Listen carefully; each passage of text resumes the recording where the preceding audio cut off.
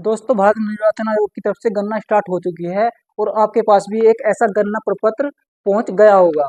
यदि आपके पास नहीं पहुंचा है तो आपके पास भी गणना प्रपत्र पहुंच जाएगा, क्योंकि सभी जगह पर यह पहुंचना स्टार्ट हो चुका है। कुछ राज्यों में यह अभी चल रहा है और कुछ राज्यों में आने वाले समय में चल जाएगा। तो यह फॉर्म सभी को भरना है और सभी के लिए अनिवार्य है। तो इस फॉर्म को भरने में ज्यादातर लोग गलती कर दे रहे हैं और कुछ लोग इसको भर ही नहीं पा रहे हैं। तो चलिए, इस वीडियो को देखकर आप फॉर्म को भरना अच्छे से सीख लीजिए। बहुत ही छोटा वीडियो है, यदि आप इस वीडियो को पूरा देखते हैं तो आपका फॉर्म बिल्कुल भी गलती नहीं होगा। तो चलिए, वीडियो को बिना देखे स्टार्ट करते हैं। तो देखिए, ये गणना प्रपत्र फॉर्म है। इसको हम दो भाग में बांट लेंगे। पहला भाग ये ऊपर वाला और दूसरा भाग ये नीचे वाला। तो पहला भाग सभी को भरना अनिवार्य है और दूसरे भाग में या तो आपको ये वाला भरना पड़ेगा या फिर ये वाला। तो आपको कौन सा भरना है ये हम आपको आगे बता देंगे। तो सबसे पहले हम पहले भाग को यहाँ पर भरते हैं। सबसे पहले जिसका भी ये फॉर्म है तो उनकी यहाँ पर जन्म तिथि डाल लेनी है, जो भी आपकी जन्म तिथि है। जैसे कि हम यहाँ पर एग्जाम्पल के तौर पर डाल देते हैं 1/1/2000। और यहाँ पर दूसरे नंबर पे हम आधार कार्ड संख्या डाल लेनी है। जिसका भी ये फॉर्म है उसी का यहाँ पर आधार कार्ड संख्या डलेगी। तो यहाँ पर हम आधार कार्ड संख्या डाल लेंगे। फिर तीसरे नंबर पर मोबाइल नंबर, जिसका भी ये फॉर्म है उनका यहाँ पर मोबाइल नंबर डाल देंगे। यदि उनका मोबाइल नंबर नहीं है तो आप परिवार में से किसी का भी मोबाइल नंबर यहाँ पर डाल सकते हैं।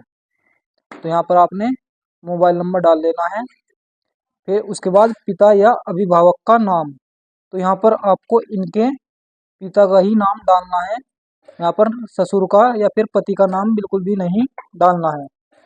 तो यहाँ पर आपको इनके पिताजी का नाम डालना है। और यहाँ पर पिता या अभिभावक का ईपीआईसी संख्या। यदि आपके पास ईपीआईसी संख्या उपलब्ध है तो आप यहाँ पर डाल देंगे, और यदि ये उपलब्ध नहीं है तो आप इसको खाली छोड़ देंगे। फिर इसके बाद माता का नाम। तो आपको यहाँ पर जिसका भी ये फॉर्म है उनकी माता का नाम यहाँ पर डाल लेना है। फिर इसके बाद यहाँ पर आ जाता है माता का ईपीआईसी संख्या। यदि आपके पास ईपीआईसी संख्या है तो वो आपको यहाँ पर डाल लेनी है, और यदि आपके पास उपलब्ध नहीं है तो आप इसको खाली छोड़ देंगे। फिर इसके बाद पति या पत्नी का नाम यदि लागू हो। यदि इनकी शादी हो चुकी है और ये लेडीज है तो यहाँ पर पति का नाम आएगा, और यदि ये जेंट्स है तो यहाँ पर पत्नी का नाम आपको डाल लेना है। उसके बाद पति या पत्नी का ईपीआईसी संख्या। यदि आपके पास ईपीआईसी संख्या है तो आपको यहाँ पर डाल लेना है, और यदि वोट नहीं बनी है, ईपीआईसी संख्या आपके पास नहीं है, तो आप इसको खाली छोड़ देंगे। तो ये आपका पहला पार्ट कंप्लीट हो चुका है। अब यहाँ पर दूसरा पार्ट हम देख लेते हैं। देखिए, दूसरे पार्ट को दो भागों में डिवाइड किया गया है। पहला है पिछले एसआईसीआर की मतदाता सूची में मतदाता का विवरण, और दूसरा है पिछले कॉलम में दिए गए संबंधी का विवरण पिछले एसआईआर के अनुसार। तो यदि आपका खुद का 2003 की मतदाता लिस्ट में नाम है तो आप यहाँ पर खुद की डिटेल भर सकते हैं और इसको खाली छोड़ देंगे। तो आपको 2003 की एसआईआर सूची डाउनलोड कर लेनी है। वो कैसे डाउनलोड करते हैं वो भी हम आपको बता देते हैं।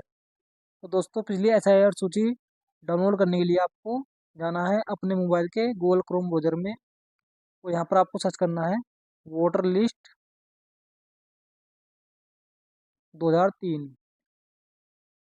इस पर आपको क्लिक कर देना है। इसके बाद जो पहले वाली यहाँ पर वेबसाइट होगी उसी पे आपको क्लिक करना है। जैसे ही आप इस पर क्लिक करते हैं तो आपको यहाँ पर एक ऐसा पॉपअप शो होगा। इसके बाद आपको अपने मोबाइल को डेस्कटॉप मोड में यहाँ पर क्लिक कर देना है। तो हमारा पहले से डेस्कटॉप मोड में है तो हम इसको ऐसे ही रहने देते हैं। इसके बाद आपको यहाँ पर अपनी स्टेट सिलेक्ट कर लेनी है।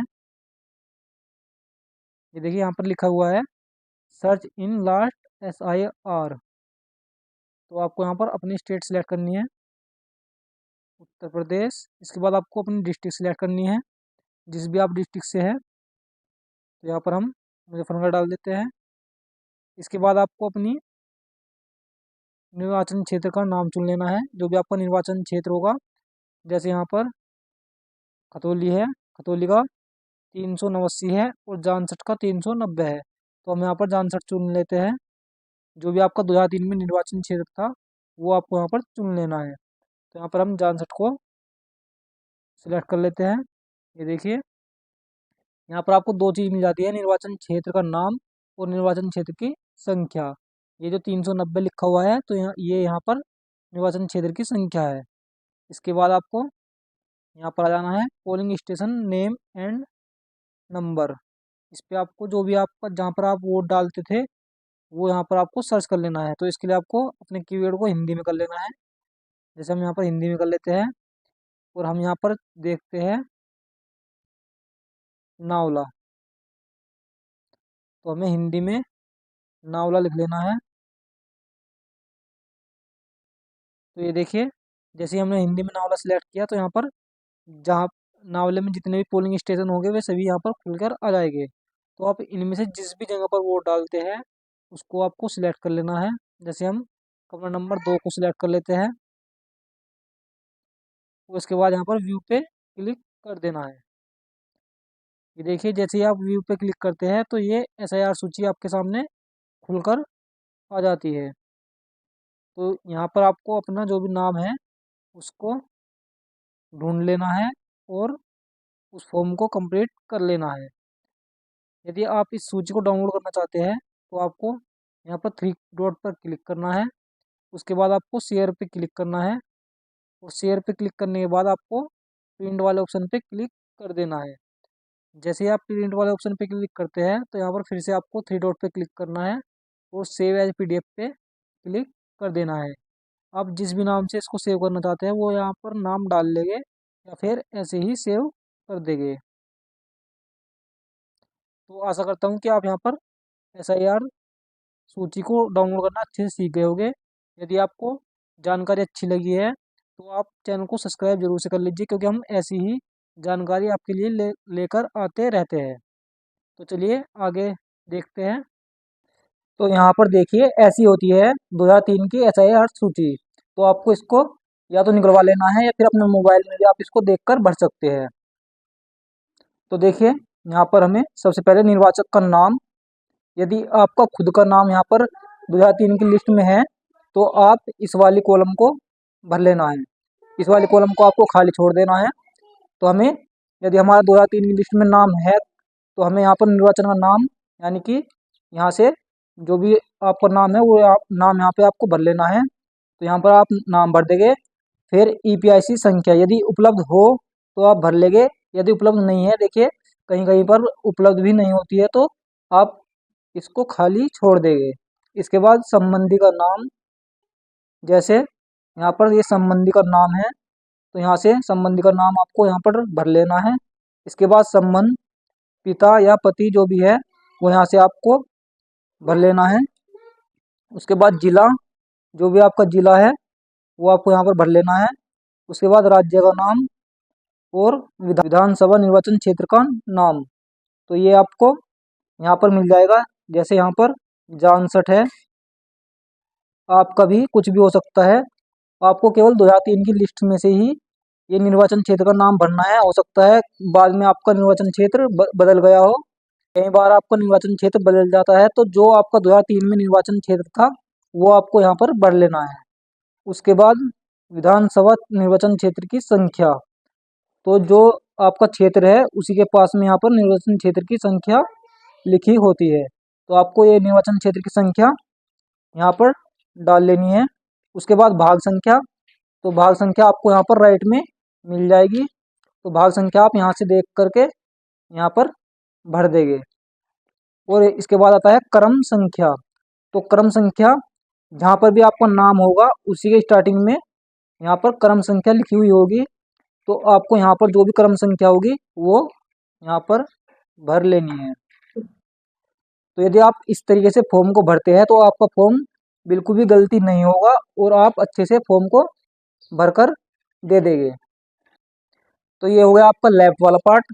तो लेफ्ट वाला पार्ट केवल उन लोगों को ही भरना है जिनका खुद का नाम 2003 की लिस्ट में है।